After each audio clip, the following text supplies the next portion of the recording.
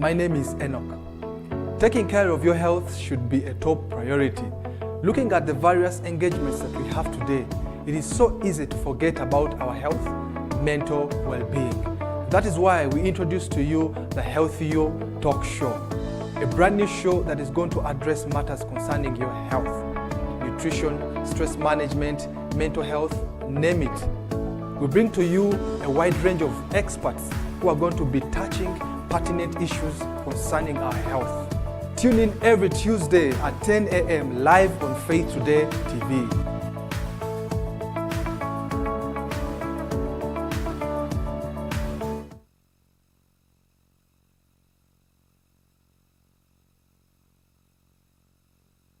Mountain Moving Faith. This is my latest book.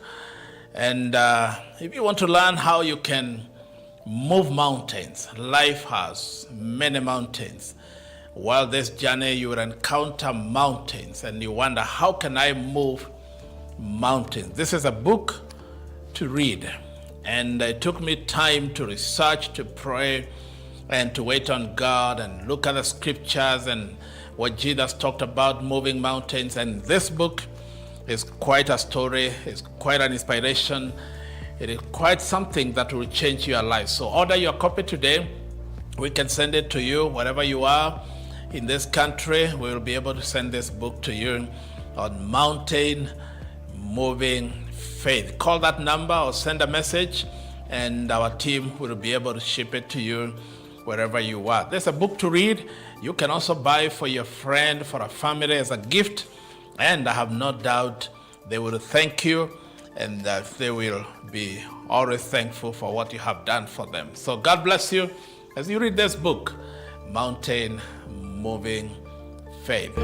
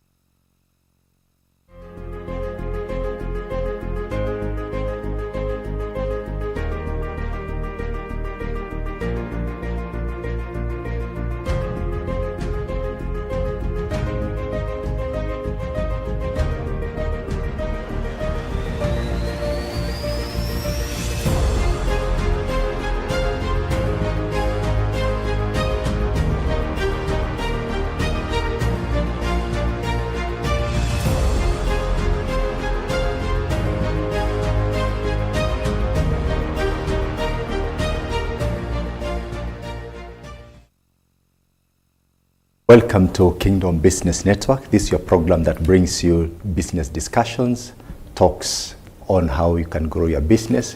We are so much glad that you are watching, and we also happy that you are either watching us on Faith Today Television, either on Facebook or YouTube. In case you're watching us on YouTube, please remember to subscribe, like, and share. This really helps us in sending this message around to many more people.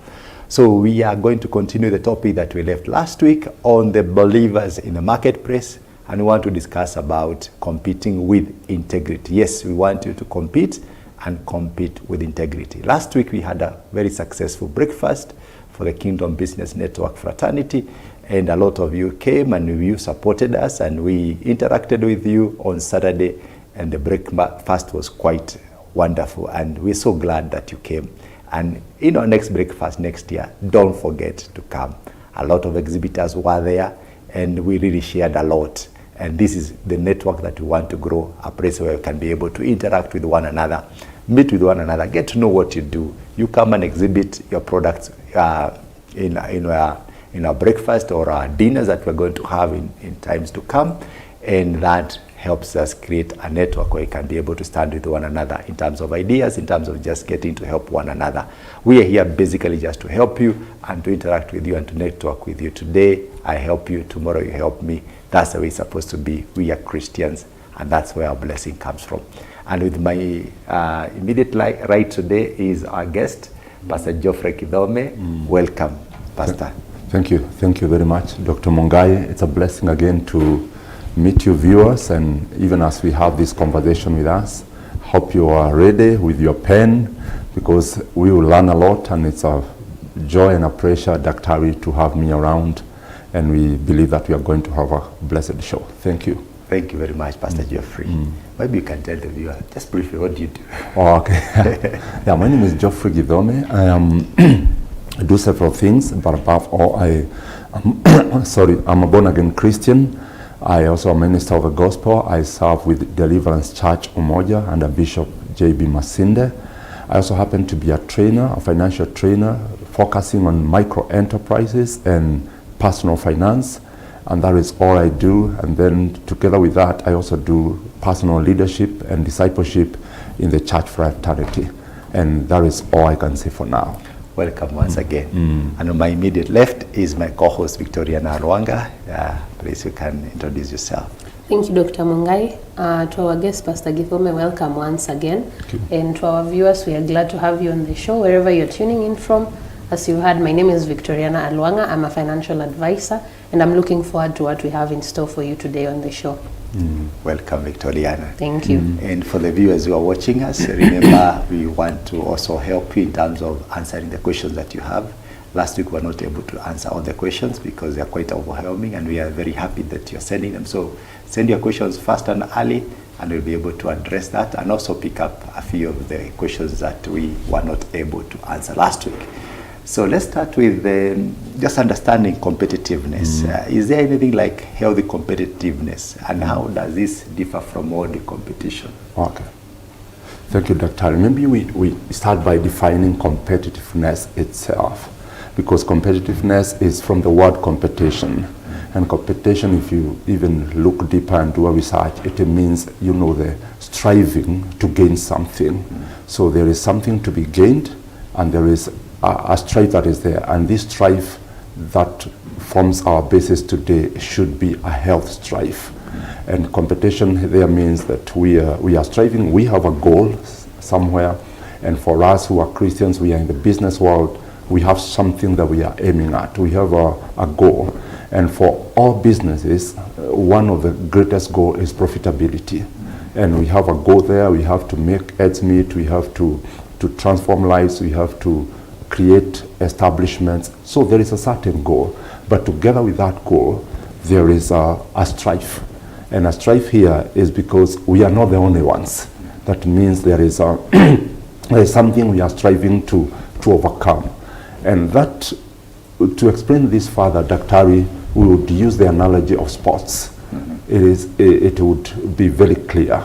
When people are competing, they are competing for a certain goal. There is something they want to achieve, and in that achieving, there are also other players in that field. Whether it is athletes, whether it is football, whether it is any other sport, there is something you want to achieve.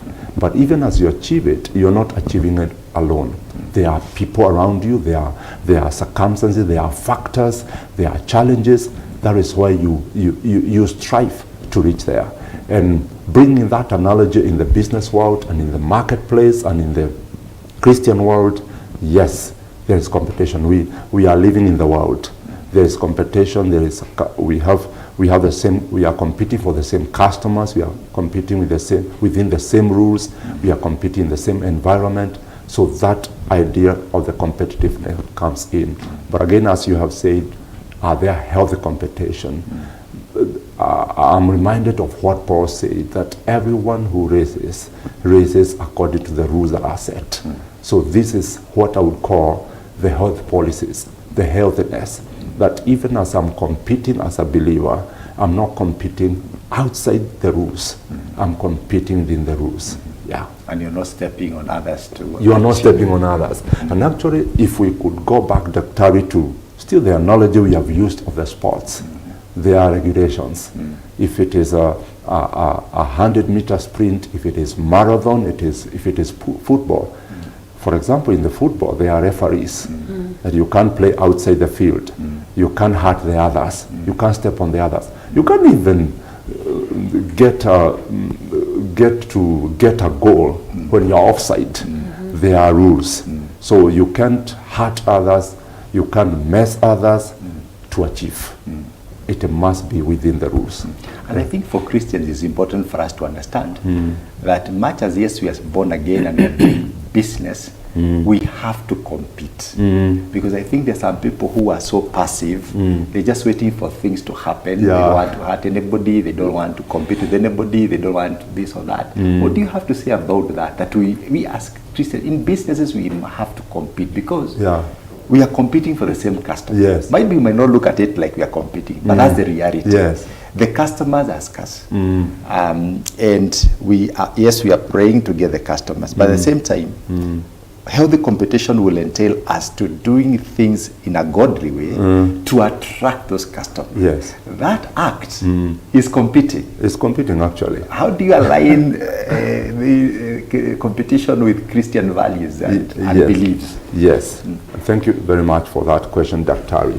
Let's start from a normal competition, and especially in the business. As you have rightly said, we have one customer, because actually every business is driven by customers. So we have the same customer that we are competing for. If I'm selling something in the market, if I'm selling product, I'm not the only one who is selling that product. There are 1,000 and 1,000 other retailers, manufacturers and wholesalers who are competing for that customer. So the first thing to do, I would say, we can borrow from God, just like we are talking about the other Thursday. We can follow some biblical principles that can help us pray in that field. The first one is working smart. When you look at the book of Genesis, we learn that God is a worker. So the first thing is we must be hard workers. As you have said, Dr. we should not be passive. That I will just pray and sit there and things will work. We must work. Working must be one of the qualities to bring competitiveness. Then another thing I would think about quality. When you look at how God created the heavens and the earth, all the way from the Genesis, the creation, the sun, and all those things, the human, there is quality. Actually, when you look back, when God looked at what he had created, the scripture says it very well, and he looked what he had created and it was good. And there would bring the aspect of, are your services, the products you are selling, good? Quality comes in there. There's a quality we can do that. And then another thing we can do is orderliness in that business. You are still, no customer wants to get into a business that is so disorganized. That means, are you having good organization skills in that business? When you look at how God worked, Dr. it's very interesting. He was very organized. That he first created the light. Hypothetically speaking, he never worked in darkness. Yes. He worked in the light. Then you see again him creating the vegetation first, and then the animals. He never created the animals first. Because if you create the animals first and there's no vegetation, they will die. There was good organization. There was order. And there was order. So this is another quality that you come as a Christian, you borrow from the Bible, and it will work in the market field. Order. That means there are good processes in terms of employees, in terms of the service, in terms of the processes, in terms of even how you handle customer. And allow me also to say about the customer service, there should be harmony. When man was created last, actually, in the creation, that could mean God gave a lot of value to the man. Because he created after everything was there. And he was to have dominion over all the things that God had done, the work of God's hands. Exactly. So it made sense for him to be created last, so that he's then handed over what God has done. And there brings in the aspect of even how you value people, humanity in the business world. Whether they are your employees, whether you are customers, you put a lot of value. And when you put a lot of value, I would think those are a kind of number of the things that if you work with those, Dr. and Victoriana, it will bring a lot of competitiveness, good competitiveness, healthy competitiveness, and you have more customers, you have efficiency, you have good customer service, you give quality goods, you are a person of integrity, you walk in the light, you are not corrupt, I'm sure you look at your business by the end of it and say, this is good. Yes. I'm just thinking about some of the competition we see, which has turned to be physical. You go to some of the nyama places or to the people who sell vegetables along the road because and you find people crowding and pulling you left, right, center. Yeah. Is that what we're talking about? You know, I remember when you are answering a certain question last week, we talked about demonstration before declaring. And demonstration is, you don't even have to talk fast. And that is what I would call the branding, your brand. Your brand speaks. And actually, you don't even have to pull people to come to your business, physically to come. Yeah. Your brand speaks. Your quality speaks. Your customer service speaks. The quality of your product speaks. The value addition speaks. So that someone can live here, even as we use the idea of nyama choma daktari, someone can live here and go to a certain nyama choma on a certain side of town because it speaks for them. As much as there could be many hundreds of other nyama choma and guys who are pulling, you say, leave me alone. I know where I'm going. I know the joint I go, it's a quality place, I get health food, I get good customer service, there is a brand that speaks. You talked about nyama choma. I've just remembered as salespeople, once I worked for a multinational Unilever. There's a time I was introduced to a very interesting choma press in Kerogoya. And the press just sells chicken only, chicken and ugali. They cut the chicken into half, put it in tumbukiza, put some sukuma, big ones. Wow. Put some pili-pili. There's a special recipe. Once you see it, that's the only thing you serve. There was no two dishes that time. And people came from all over. And when they reach near Keregoya, Embu area, they all go to the place. I don't want to mention the name, many people know it. And it's been like that for very many years. And it's not on the roadside. It's sited deep inside from the road. So what you're saying is basically you can brand yourself and people can come from very far and wide specifically to come to your place. We don't have to get into this business of you trying to pull people by their necks and ties to come to your business. You don't need to. Attract them with your quality, with your branding and all that. Wonderful. And can I add something, Daktari, on the example that you have used? This joint that was specifically focusing on chicken and ugali. Another thing that can drive competitiveness is being specialized. Because at times we fall on this trap of trying to be a jack of all trade and a master of none. And I know at times a viewer, you do that because of the issue of the economy and all that. There is a very high competition, Daktari and Victoriana, to try many things, to do all the things. But at times, it is good if you want to strive on quality, be a specialist. Focus on one. And I think when people start something, they start and they want to do everything that they're just simply trying to see what works. But for you to excel in business, you need to be known for something. Stand for something. Exactly. That joint in Kerugoya is known for chicken, ugali. There's even no quota. You sit and the first thing is, and they are not even discussing with you. They even know what you are looking for. I think that's very interesting on specialization and everything that you've talked about. So when it comes now down to the biblical perspectives on competition itself, you've applied all these values that you're talking about. You're specialized, you're demonstrating, your brand is out there, and you're now excelling. You're in a place where you're standing out from the rest of the other people in the business.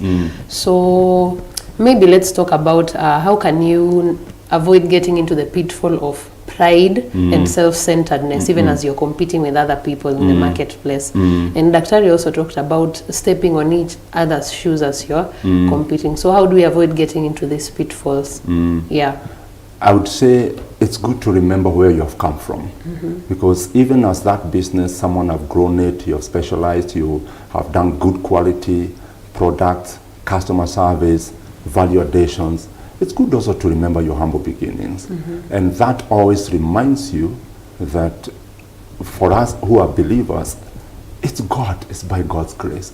And allow me to throw another scripture that I quoted last week, is God is speaking to the people of Israel when they are almost crossing River Jordan.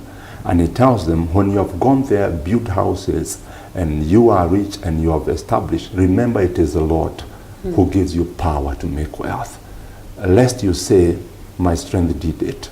So as a believer, it would be very important to have that consciousness that even as I'm thriving, I'm working hard, I'm being competitive, but the back of the mind, there is an aspect of God that has brought this success. Was it not for God, I could not be here. Because actually, godliness, Daktari and Victoriana is an edge. God being on our side is an edge. Because there is I would say, an added advantage that we could have as a believer when you have God on your side and you're doing business. Because he also works miracles. He also brings customers. He also leads you. He also blesses the work of your hands. So it's always important to remain humble and to attribute that success not only to our working hard, but also to bring God in the picture. Because pride, as we know, comes before a fall. And we are aware of even this world, this country, where we have had many organizations that were giants and they have come down. So it's good to remember that it can come down, remain humble, still honor your customers, because actually pride brings an aspect of where you no longer regard the customers. And actually that begins to become the downfall. Remaining humble, because as the word of God says, humble yourself and God will lift you up. Remaining humble, remember your success, remember your history, and that should serve you to give you an aspect of humility. Yes. Okay. Thank you so much. And then maybe then we look at the other side. You're humble, you're working in humility even as you're serving your customers, you're making your sales. And when we began, you mentioned that some of us are passive in business. So again, how do you balance not getting into that pride and then also not being so covered up in humility? How do we balance that? And today, because we are talking on a Christian platform and business, merging the two, allow me to also introduce the aspect of the Holy Spirit. Because the Bible says he's the spirit of self-control. And if we are led by the Holy Spirit, we can know. You and I know when we are led of the Spirit of God can lead you, can speak to you, even when you are wrong, can tell you, hey, don't go that route. So the aspect of being successful, working hard, and remaining humble, I believe, just as the Spirit of God is called self-control, he can give you that good balance, that you're working hard, you're competitive, you're thriving, you're pushing the numbers, you're pushing the business, but the back of the mind, you also bring God in the picture, and that gives us a very good balance. There is no one who can give such a good balance like the Holy Spirit. Yes. Now let's look at the competitiveness and collaboration. I think it's very, very important for us as Christians to uplift one another. And much as, yes, we are trying to excel, we also want to lift a brother, lift a sister. What do you have to say about that, and how can we do it in a Christian context? How can we collaborate? And is it important to collaborate? Or should we just go for cutthroat competition? We are fighting non-stop. And the scriptures, Daktari and Victoria, is full of this wisdom. A scripture comes to my mind where God says, and through Solomon, the man who had a lot of wisdom, he says, two are better than one. So in no aspect in life, actually it's a principle, two are better than one. Much as we have individual lives, two are better than one. And he continues to say, a cord of three cannot be easily broken. So that, what does that mean? It brings unity, it brings even collaboration, it brings Daktari networking, because there is something I know that Daktari doesn't know. There is so much Daktari knows that I don't know. But when we sit on this table and even bring Victoriana, bring Daktari here, bring Githome here, the discussions, there is a synergy that comes. There is a unity that comes. There is a lot of value addition that comes. Put that in the business aspect. We cannot be know-it-all. There is so much we can gain if we network, if we collaborate. And of course, you are also becoming very careful, very wise, very accurate in terms of who you choose to network with. I've heard about you talking about the breakfast that you had here, and you have talked about one of the key things you have at breakfast is to network. Yeah. Even as we are talking here, we are networking. We are talking to customers there. Actually, even Faith TV cannot thrive if we just talk to one another here. That is why we have these viewers. We have even behind us, our viewers cannot know. We have technological aspects who are making sure that we come to them. That is actually a good example of collaboration. We need to be careful again who we are choosing, but collaboration is very key. That collaboration will help you to know about the pricing. There could be someone who knows where to get those products at a very good price. There's someone who knows which are these quality products. They are not at space A, they are at space B. Again, you will know where is this place where I can even get a value addition to my buying and my selling. Perhaps there is an after sale service in a certain wholesaler. When you come and interact with each other, actually it becomes a benefit. That is why I would agree with you, Dr. and Victoriana. It is very important not to work alone as a business person in the market field. Whether you are a believer or not a believer, and also we are addressing our believers, it joins again. Again, when you collaborate, you know the challenges, you have common challenges. And perhaps the thing I'm struggling with, Daktari has already struggled with, and he can tell me, my business was where your business is 2 years ago. And these are the strategies I use. Through that, I'll be helpful. Have the knowledge, networking, you will always have someone, there's always someone who has what you need.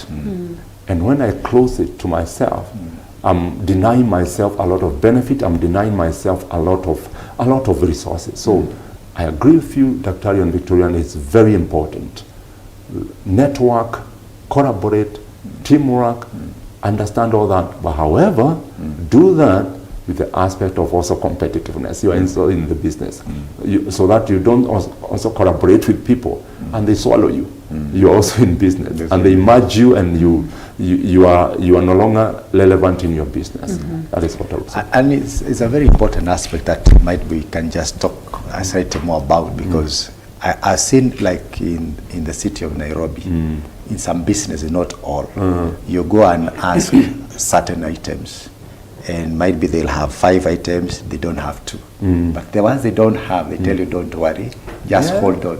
The person already knows who he's going to go to pick an item from, and he'll come and sell to you at a good price. And that is very, very important in business, because one, it helps you not sell what we call usiuze hakuna. You're not telling people hii hakuna. Even if you don't have something, you at least know where to get it from. The other thing I also see, like for example, let me give an example of the construction industry.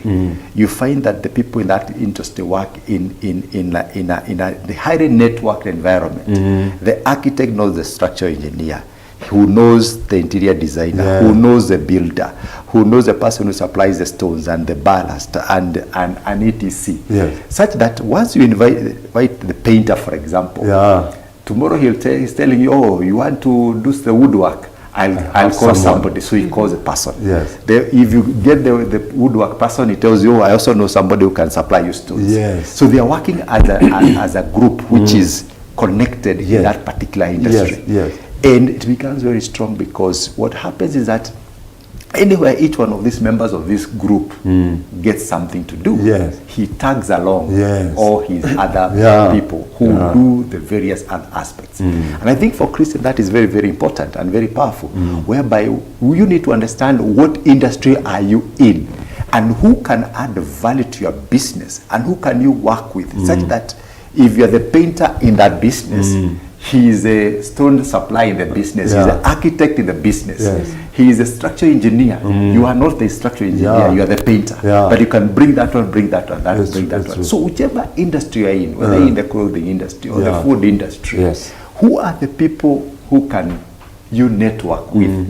And you know that even when they get the job, they can always tag you along to do the other bit that they also don't do. The first person they will remember is the person they open a door for them. And actually, that is the greatest benefit of networking. That today, and I liked your example, someone you go to the business in one of the streets, and the customer is there, I don't have that product now, but just sit there. The customer never cares which shop it was taken from. The customer wants this product, it will be provided in 5 minutes. 5 minutes. And you see, the good thing is that networking. That person who was having that product, the second day, he's the one who will send someone else there. Thank you. And you network. Yes. Thank you very much, Pastor. We want to take a very short break, and we'll be back in the next 2 minutes or so. Please, if you've not sent your questions, send your question. This is the time to send the questions. And in case you have not liked and subscribed to our YouTube channel, please go to YouTube, Faith Today TV, and please like and subscribe, and you'll be getting a lot of this notification. With that, let's reconnect in 2 minutes.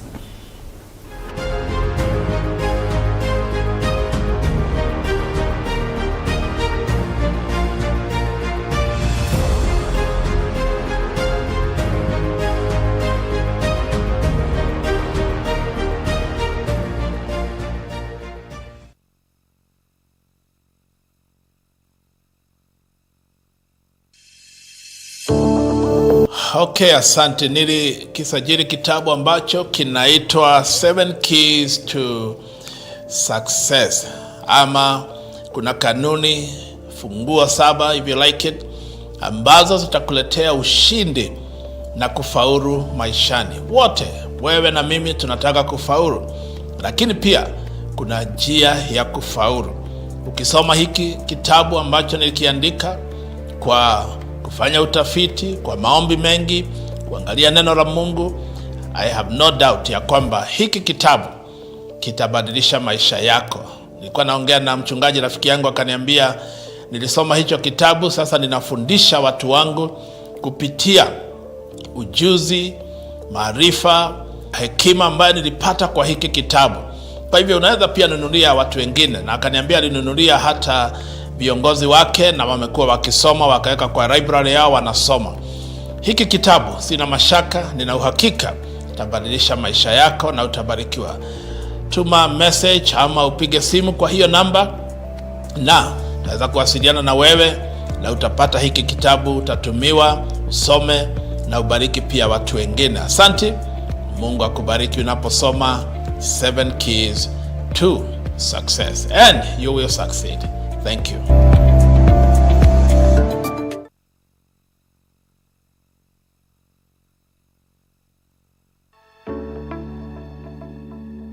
Hello there, my name is Enoch. Taking care of your health should be a top priority. Looking at the various engagements that we have today, it is so easy to forget about our health, mental well-being. That is why we introduce to you the Healthy You Talk Show, a brand new show that is going to address matters concerning your health, nutrition, stress management, mental health, name it. We bring to you a wide range of experts who are going to be touching pertinent issues concerning our health. Tune in every Tuesday at 10 a.m. live on Faith Today TV.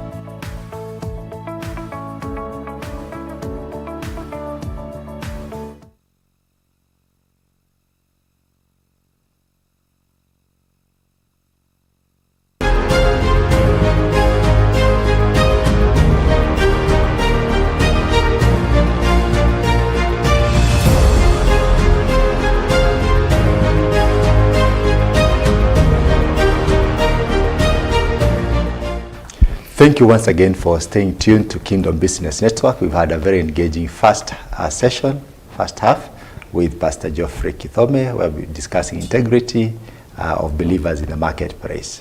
We'll continue from there, and we'll also answer your questions. Please send the questions.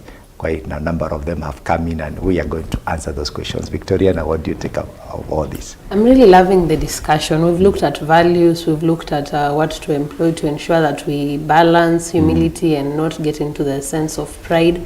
But even as you compete in the marketplace, you're doing your business, there are several instances that one may encounter where you are forced to maybe compromise on your values. You get into ethical dilemmas. Maybe someone is pressuring you to give a bribe so that you can get something. So these are just some of the examples. What does a believer do in the event that they encounter such situations, such instances where they're being forced to compromise on their values? Thank you very much, Victoriana. And first of all thing is to know that we are believer. That should always ring in our mind. That should always be at the back of our mind in whatever we do, that we are believers. And as I said the other time, it should encourage us to know that God is still with us, even in the compromising situations, even in the challenging situation, that we are not alone. Because at times you hear us believers say, there is nothing I could have done. Yet the same God who opened that business, the same God who took them to that job, and for example, let me use an example. Someone was praying and fasting to get a job. And God answered that prayer and they got a job. And they gave us a testimony. But when they got to that organization or to that business field, there are so many challenges. And at times they compromise, not forgetting that God gave them that job. So the first thing, Victoriana, I would say, don't forget that God is still with you, even in that situation. And then another thing I would say, learn not to isolate yourself. Learn to speak out. Learn to not to be passive and say, you know, there is nothing I can do. I'm a warrior. This is the world. This is my boss. This is the business world. Put your feet on the ground and let it be known.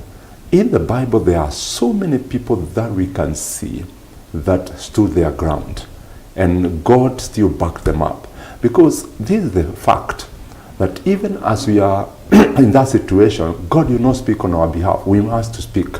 And for sure, He will speak on our behalf, but we must put a stand. We must hold to our values. We must say, yes, you want me to corrupt you, but I'm sorry, I cannot do that. And as we do that, this is what I would give as the wisdom. Don't go fighting. Don't go fighting. In fact, put the facts on the table. You tell them, Mr. So-and-so, Ms. So-and-so, I know what you're asking. But you know what? I happen to be a believer. And just do it with a lot of wisdom and out of peace and tell them, I know you're asking this, I know I'm asking this, but my faith, my belief cannot allow me to do that because I'm a believer. However, God will still bless you, even if you will do this. I remember of people who have given a good testimony of, allow me to say this, Daktari, of when they are caught on the road and by the traffic police, and they tell the traffic police, yes, I know I'm wrong, but please, I would ask you, one, either let me pay the fine, or you forgive me. I'm sorry, I know I did this, I know I do this, and quite a number of them have been forgiven, and they are told, you just go. So face the facts, put your ground put your feet on the ground and say, these are my values. Secondly, don't be rude. Don't be abrasive in terms of fighting. You know, I'm of God, you are of the devil. No. Say, how can we do it better? How can you still give me this service without me bribing you? And God will still bless you. Be a negotiator. Be a negotiator. Put the facts on the table and tell them, you know, I don't have money. I can't bribe you. Actually, I'm looking for a job. So why are you asking me of money? And in the first place, I don't have a job. Put those facts on the table. Negotiate. Learn to negotiate with people. Learn to debate while you are still holding on to your facts. And you know, as I close that, I'm reminded of Shadrach, Meshach, and Abednego. Do you know they faced the king and they told him, we don't need to bow, but this God will deliver us. As far as worship is concerned, these are our values. We cannot compromise worship, but God will do it. And do you know, as they were put in the fire, at times the king will never listen. I'm not saying that every negotiation you add to will end up going your way. However, when you put your foot on the ground, if they can hear negotiation, let it go. The same God who took you there will deliver you. Yes. Let's take a few questions from our viewers, and we're so much glad for you sending the questions. Engaging with us is really why we are here. We're here because of you. Let's start with the first question. And it says, we started a business with my brother, but now that the business is doing well, ameniruka. What should I do? First things first, and I know perhaps this is water that is under the bridge, but for other believers who would get caught up in that situation, let me first address that and say, watch out your partners. Mm-hmm. Even as you are doing business, who are your partners? What is their values?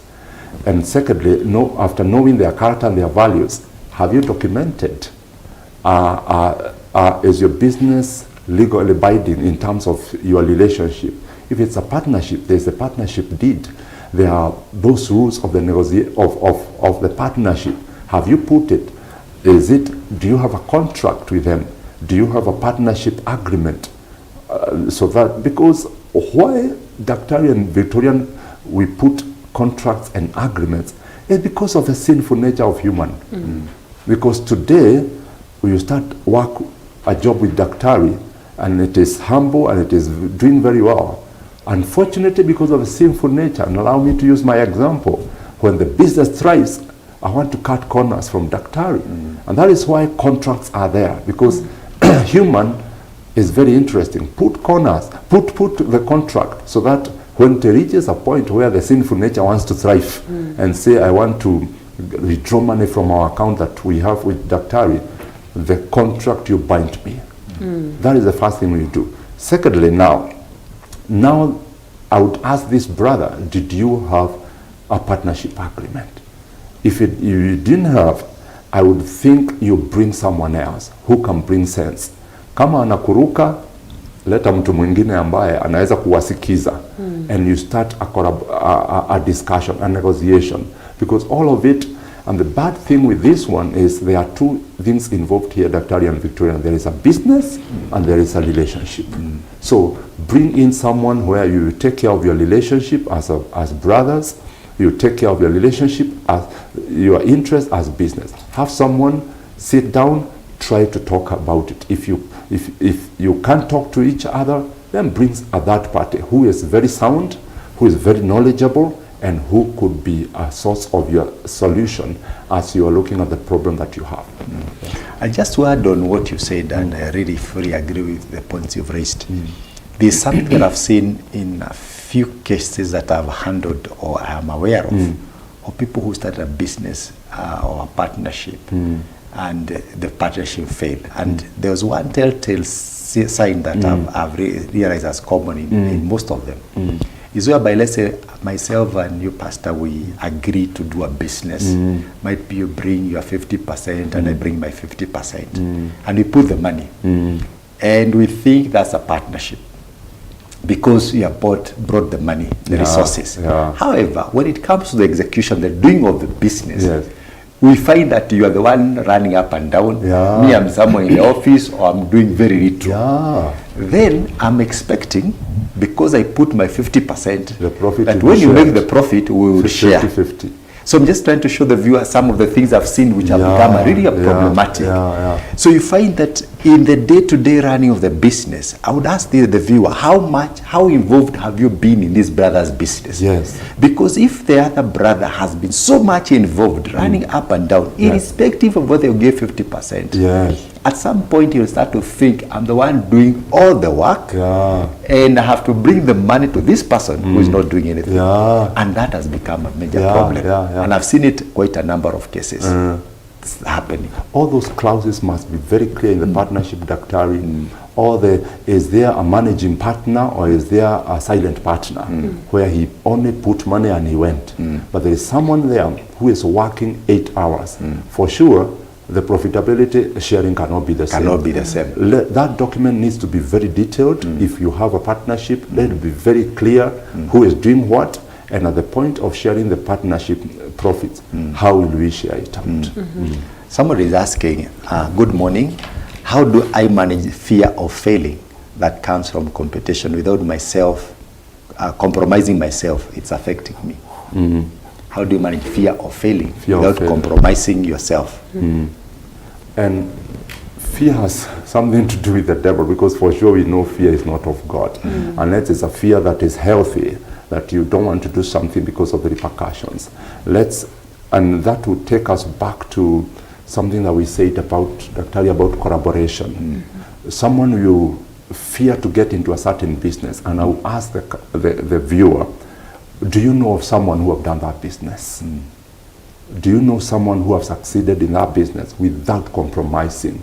That where the issue of networking, mentorship, coaching comes in. Work with someone who have walked that journey, and I would think it will first drive the fear. First, again, back to yourself. Believe in yourself, because you cannot drive in a business if you don't have the courage. And I know one of the things that Tari and Victoriana people fear is they fear risk. Every business has a risk. But again, it will go to the point of, have you calculated your risk?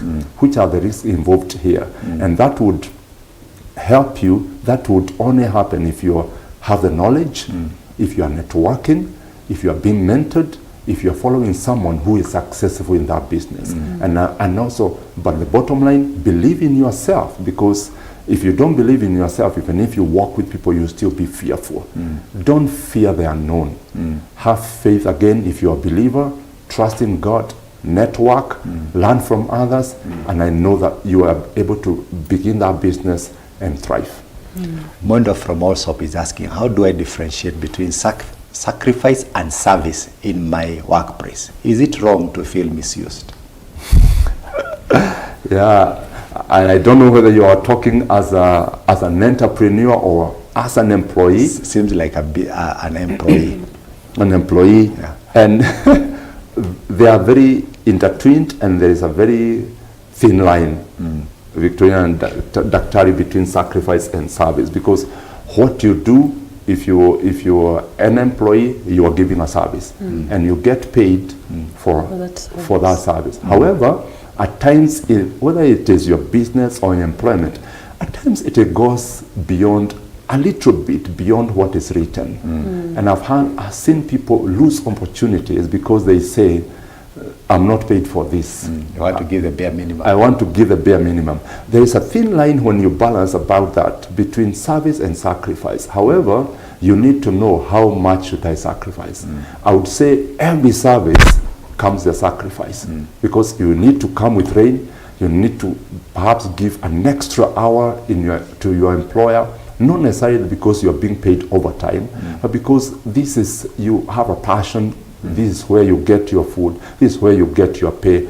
And at times, a little sacrifice is not bad, because actually, a little sacrifice at times, that is how you even start earning promotion. People starting to see responsibility, someone who goes beyond the 8 to 5, beyond what they were given, beyond all that. But again, balance it by asking, how much are you sacrificing? Because I don't know how much you are sacrificing. You need to balance that, because if it's a sacrifice that is affecting your life, affecting your family, affecting your own life, affecting your health, affecting your rest, then that should be taken care of.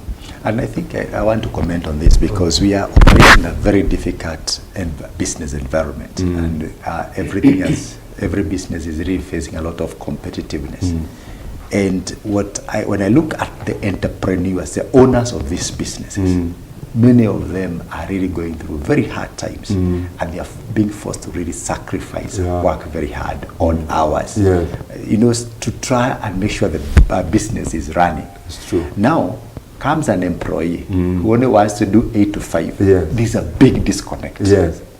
The way I look at it is that at these times when things are very hard, employees who understand that they also need to sacrifice to make the business succeed, not only because of the owner of the business, but also because of their own interest. Those are the people who are going to be able to go to the next level, who are going to remain in that business. Exactly. Otherwise, you can imagine if you're an entrepreneur, and when you look at your your employees, they just looking at the clock, the watch. Ikifika 5, everybody has taken off. For you, the entrepreneur, that's the time you're even wondering, when will you pay, when will you get the money to pay them, you know? And they're all gone. And you're left there up to about 8 p.m., still trying to make things run. You actually start developing a very negative attitude towards the people who are working for you. So my word of caution is, times are very difficult, especially in this country. A little sacrifice is really being required from every one of us. And it's not too much to give. But as you said, it has to be balanced. It has to be balanced. It has to be balanced. You don't have to do it at the expense of your family and whatever. But don't look at the Don't look at. And actually, Dr. even within the 8 to 5 hours, 8 to 5 p.m., how much are you sacrificing? Because someone can still be there physically seated, but they are not giving it all. And like you've rightly said, as an employee, think about this, that the money that we make for this business is what pays me. If I don't work hard to support this business, I'll be jobless. How do you respond to criticism in the workplace without being offended? This is Kamau. Criticism is what I would call feedback. I would say, is this criticism feedback? Because, and it also again depends on the motive of the person who was criticizing you, who was speaking against you. I would say, look at that and take it with a stick and say, what is the good thing they are saying that I can change to be better? Of course, human, you say, we talk with bias, we talk with motives, we talk with emotions, you talk with even hatred. But do you know, even in the greatest criticism, there's a truth lining in it. So I would answer and say, Kamau, look at the positive criticism from what you're getting. Are they talking about so-and-so does not report on time? What is the action towards that criticism? I should report on time. They don't deliver their reports on time. You are always late. You are always delivering your reports late. Pick the right criticism out of that statement. And the right criticism is, I should give my report on time. Put on that, and the other truth is, there could be people who are criticizing you with emotions, with hatred, with bitterness and all that. I would say, guard your heart. So that even as they have said that, guard your heart as a believer and just tell God to shut it off. As they always say, iingilie kwa sikio hili, itoke kwa hii ingine. Pick the right things, guard yourself, and be emotionally sober so that those bad emotions don't pile on you and they start affecting you. Yes. Some two questions because of time I want to pick together. One is from Nema from Rwaka. It says, at times I feel my workplace conflicts with my values. What should I do? And Janet from Komarok is asking, morning pastor, when your co-worker starts taking shortcuts to get ahead, how should you go about that? So there's conflict of values in the workplace and there's shortcuts. Let's pick those two together. And thank you, Dr. Ari. And that will still remind us of what we said, that we are believers, we have values. The issues of conflict, let the people know your faith. And as we said the other time, you will address that with two fronts. One, the professional ethics, and secondly, the biblical aspects. If you are there and you are a sales lady, you are an accountant, you are an engineer, you are a receptionist, there are values that are stipulated in your contract. These are the things that should happen, this is what you should happen. Because the contract should not only be for the employer, it should also cover you. So write on that and look at these ethical things, professional things, which are these that are conflicting with what people are telling you to do. Secondly, now bring the aspect of your faith. If they are telling you to do these things that are not right within your spirit, and for sure, they cannot just be passive things. They are cardinal things that they tell you, to compromise your faith, to do things that are not godly. It's high time, my sister, you say no. And saying no may have consequences. Let me share with you that. However, you should not fear. The God who gave you that job, the God who sustains you, will not only fight for you against those conflicting issues, but again, if it goes to the worst, and they tell you to kanyanga nje, God will protect you and God will give you, see you through. The other one is the shortcuts. And Daktari, shortcuts are not always short. I remember you talking about the other time where people look at the short term and it may have long-term consequences. Yes. So it's high time you look at the co-workers and you again tell them about your faith. And not only your faith, I'm sure some of these shortcuts they follow, they are not professionally ethical. You tell them, this is not ethical, this can have a repercussion on our job, on our employment, on our organization. We can suffer, we can go to court, we can go to prison because of this. First, show them those facts. Again, negotiate with them, tell them there is a better way of doing things without following the shortcuts. Yes. Wonderful. I think our time is winding down. We wanted to touch on redefining success. How can we redefine success? Yes, asante daktari. Yes. And today we have talked about competitiveness, and you see all that competitiveness brings success as an individual in terms of your career. You will grow when you're competitive. As I said about this analogy of competition and sports. When you become better, when you become competitive, you thrive, you rise on the ladder, you become excellent, you are known, you have money and all that. And the same thing, even in the business, as you look at your customers, quality, value addition, innovation, leadership, strategies, collaboration, it puts you on a competitive edge and you succeed. But again, this is what I would say. I don't know what defines your success as a viewer. Because for me, as a believer, I would define success by transforming lives. How our lives transform. Because yes, we are in business. Yes, we want to make money. Yes, we want to be profitable. Yes, we want to create empires and establishment. We want to leave an inheritance for our children. We want to do all that. But for me, the bottom line is my success transforming lives? Because Jesus came here on earth, and the greatest success is he transformed lives. Even today, do you know, Dr. and Victoriana, we are here because of faith. And it's someone who paid a cost, laid down his life, and he taught, he discipled, we have been discipled, and that is continuing. So the first thing is transforming lives. And the second thing is, which legacy will I leave as a business person, as a trainer, as a pastor, as a business person, as an employee? Will I leave a positive transformation with the people that I live with? Because we are not, truth be told, we are not here forever. When we will not be in this world, when you will not be in that sector, when you will not be in that business, whether you will retire or die or go to the Lord, will people live there, you know, benefiting from your success, benefiting from your legacy, benefiting from your values? Will you have impacted? Will you have taught some people business? Will some families be eating because of your success?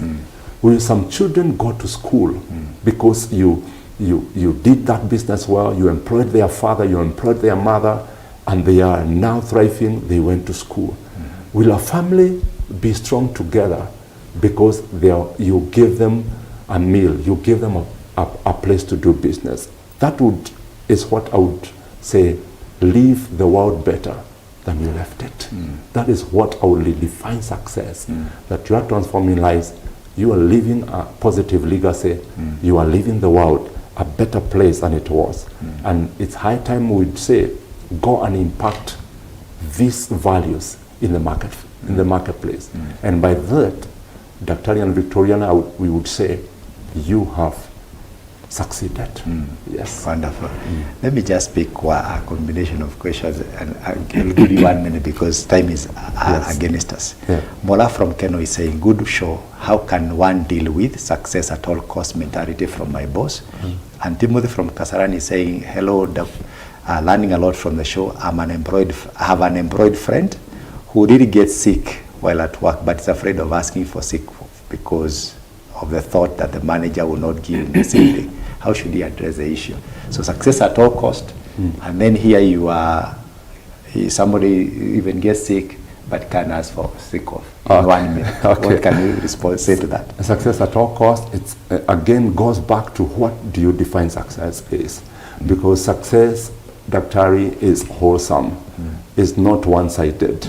That I am succeeding, I have money, I have grown, I am promoted, I am driving a good car, I have settled my family. That is not all. Because as you would see the other part of that question, am I healthy? Because I could be succeeding because I push numbers so much, I never have rest. I report very early to work, I leave very late to home, and I start having health issues. What is success? That success needs to be all round. And all round is work-life balance. You need to balance life. And then the other, unemployed, the guy can even get sick and he doesn't want to take a rest.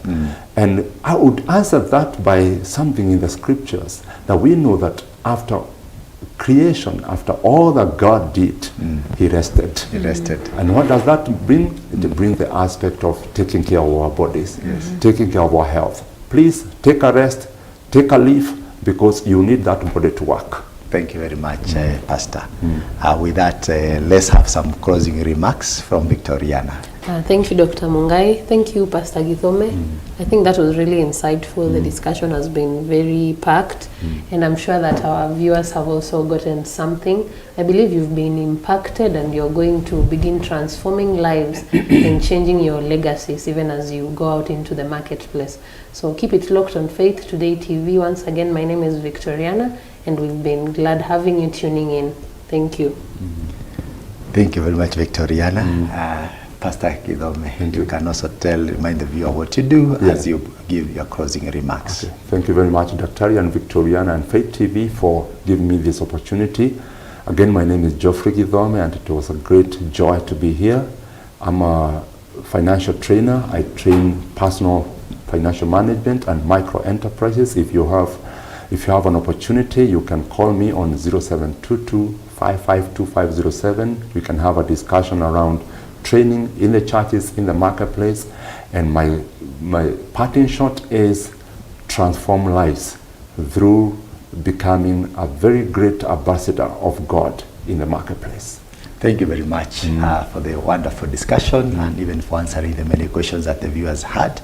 And for the viewers who didn't attend to their questions, remember there's a next time, and we will pile those questions and try and answer as many as we can next time. And for those who have been watching us, we're so much glad you stayed tuned in up to this point.